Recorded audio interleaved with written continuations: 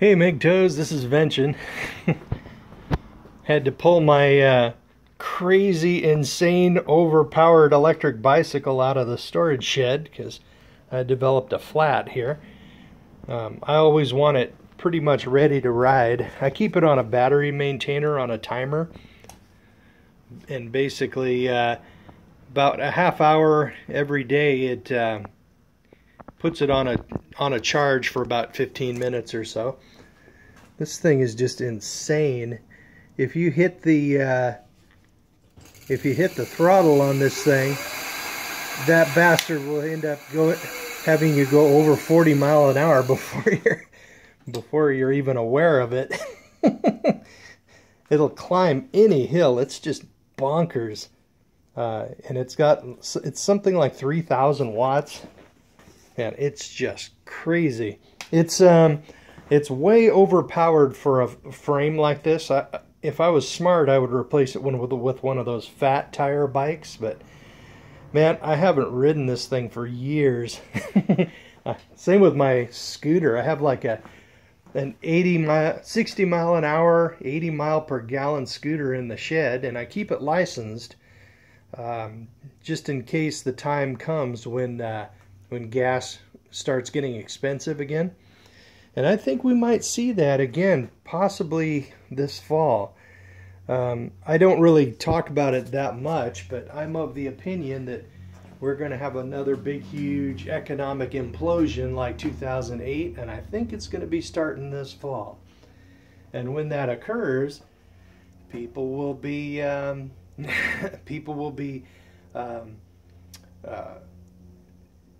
nervous, and they'll be doing things like purchasing gold and silver again, and bitcoins will be going through the roof because people will want out of the conventional economic system, the conventional banking system.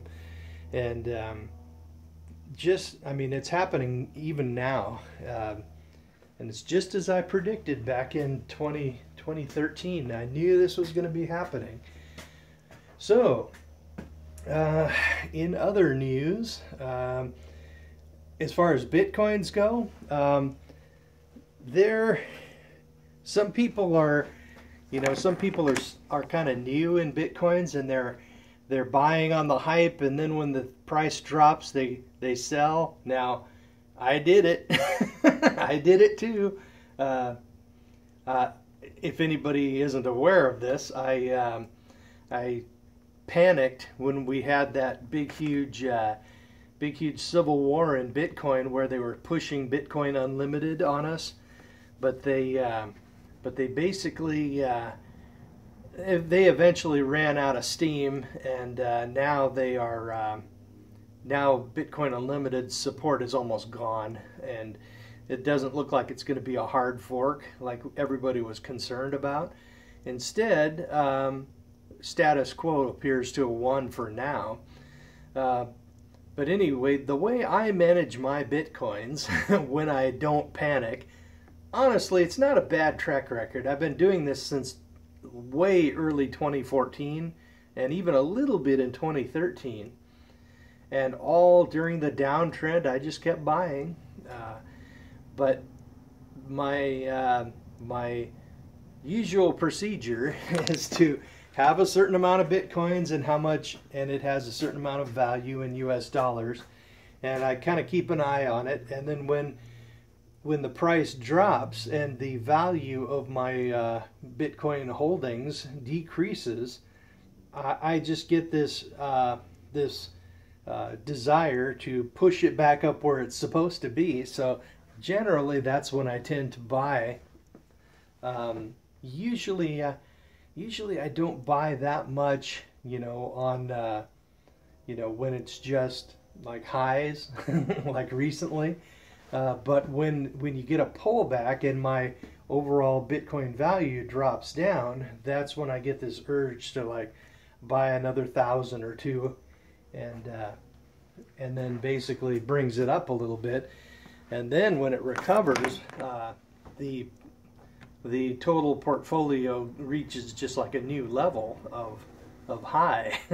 So that's my way of doing this. That's the way I usually do it. So, and I think that's a very good way of doing it, because you're just basically buying low on the dips, and it works out pretty well. Okay, another bit of news. There was this new MGTOW who has been a MGTOW for like 2 months, and he was chatting me or messaging me saying how he feels so without guidance, so rudderless and like listless, and like he's lost his purpose when he went MGTOW, and I was just telling him that he never really had a purpose because he was living the program. Basically, he was living the life that our society has indoctrinated him to live, and he had mistaken that purpose that he was given to be himself. And when he discovered that all of that programming is just complete bullshit, then he felt that he had no purpose, or he started feeling like he had no purpose. But man, I was telling him that that is, I mean, that's a good sign. He is only now just seeing who he really is, and without all of that, you know, once he throws the programming off, he becomes his own man. But the downside of that is he's got to figure out who he is, and he's got to decide what he even likes and what he even wants to do with his life, and then he has to build it. He has to start constructing that life for himself, and so that it can be something that he can live in or within, and actually have some enjoyment.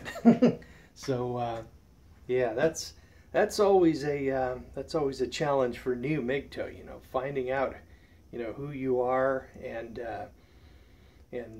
just, you know, trying to find some kind of life for yourself. So yeah, definitely, I feel for him, and I'm pretty sure we've all been there. So yeah.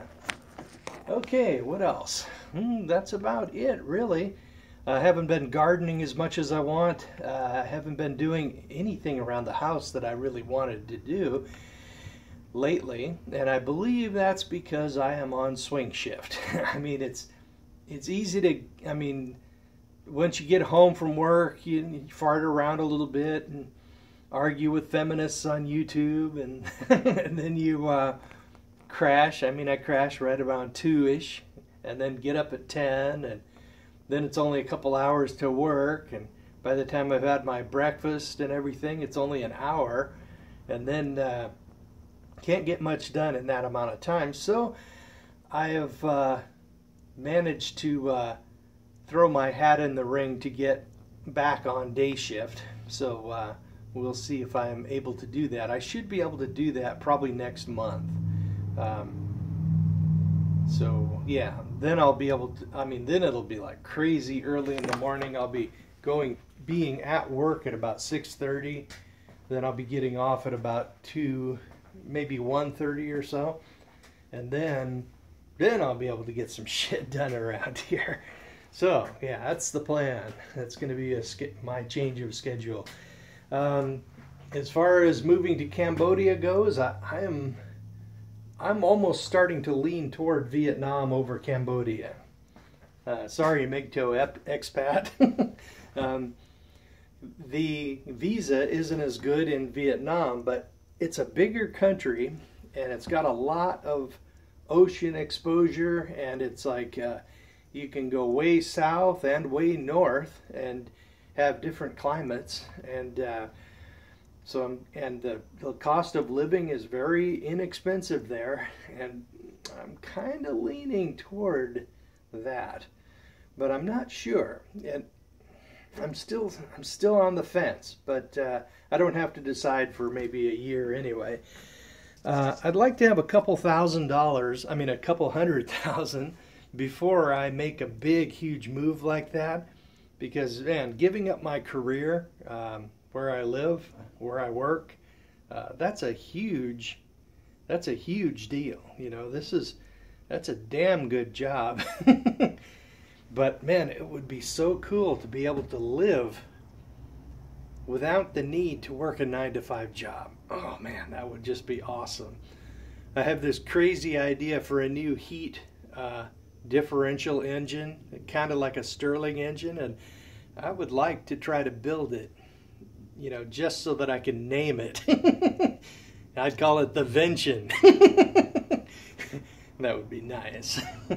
It's I'm not going to describe it too much, but it's a little bit like a Stirling engine. So yeah, but not that, you know, it's got more heat transfer space than a Stirling engine does. So anyway, yeah, with a Stirling engine, the expanding gases in the chamber where the drive piston is, the only thing that heats up that air is the temperature of the cylinder itself, right? And then as soon as you put cold air in there, it expands, right?